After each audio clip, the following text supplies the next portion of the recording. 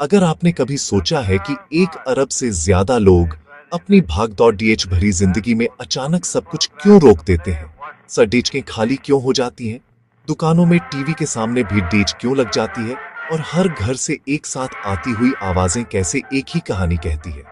ये कहानी है एक बैट एंड बॉल के खेल की।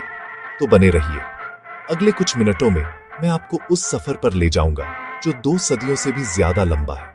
हम देखेंगे कि कैसे क्रिकेट, जो कभी एक औपनिवेशिक पास टाइम था, भारत का सबसे बड़ा जुनून, उसकी धड़ डीचकन बन गया। इसकी शुरुआत 1700 के दशक में हुई, जब ईस्ट इंडिया कंपनी के जहाज भारत के तटों पर उतरे।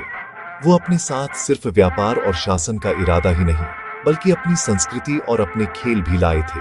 सबसे पहले ये खेल ब्रिटिश नाविकों और सैनिकों के मनोरंजन का जरिया था। उन्होंने क्रिकेट को कलकत्ता लाया, जहां हुगली के किनारे गेंद और बल्ले की आवाज गूंजने लगी। ब्रिटिश क्रिकेट को बॉम्बे लाए, जहां समंदर की हवाओं के बीच विकेटें गड़गड़ाने लगीं, और ब्रिटिश क्रिकेट को मद्रास लाए, जहां ये खेल छावनियों से निकलकर मैदानों तक पहुंचा।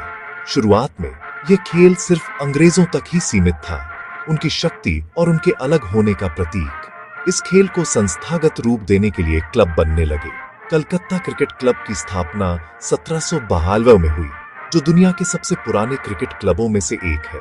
इसके लगभग 1 सदी बाद 1875 तक बॉम्बे जिमखाना अस्तित्व में आया। ये क्लब ब्रिटिश अभिजात वर्ग के लिए थे, जहां भारतीय सिर्फ दर्शक या सहायक के तौर पर ही मौजूद हो सकते थे। लेकिन भारतीय कब तक दूर रहते? सबसे पहले पारसी समुदाय ने इस खेल को अपनाया। उन्होंने अंग्रेजों को खेलते देखा, खेल के नियम सीखे और जल्द ही अपनी टीमें बनाई।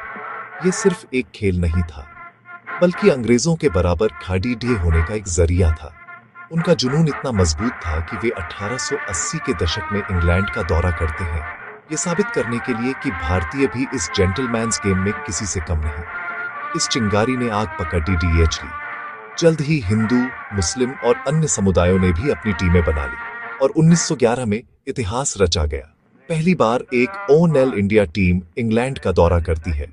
ये टीम भारत की विविधता का प्रतीक थी, एक ऐसी टीम जिसमें हर धर्म और क्षेत्र के खिलाड़ी थे, जो एक पहचान के तहत खेल रहे थे।